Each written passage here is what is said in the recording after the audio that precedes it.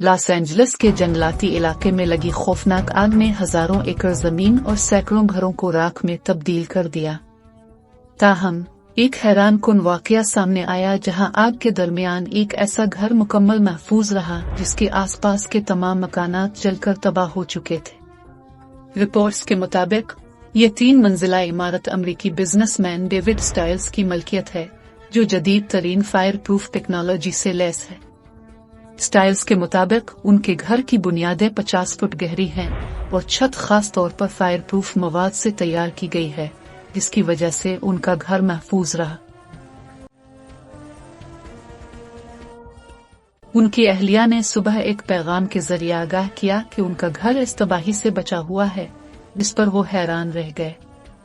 ये घर 2 अरब 50 करोड़ रुपए मालियत का है और जदीद टेक्नोलॉजी, मजबूत बुनियादों और ज़लज़ला से बचाव के लिए खुसूसी डिजाइन किया गया है। स्टाइल्स ने कहा कि अगरचे अंदरूनी नुकसान का इम्कान है, लेकिन बाकी लोगों के मुकाबले में उनका नुकसान निहायत मामूली है। वो अपने आप को खुशकिस्मत समझते हैं, लेकिन इन लोगों के लिए दुआगो हैं जिन्होंने अपने घरों और यादगारों को खो दिया। इस आग में कई मशहूर शख्सियात जैसे पेरिस हिल्टन और यूजीन लेवी के घरों को भी नुकसान पहुंचाया है।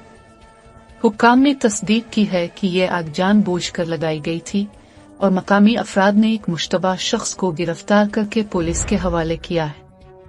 आग की शिद्दत की वजह से किला बासास और हेडन हिल्स जैसे इलाकों में घरों और कारोबार को शदीद खतरात लाहिक हैं और अब तक 8000 एकड़ जमीन और 10 से जायद मकानात तबाह हो चुके हैं। स्टाइल्स के घर को महफूज रहने का वाकया एक मोजिज़ा करार दिया जा रहा है।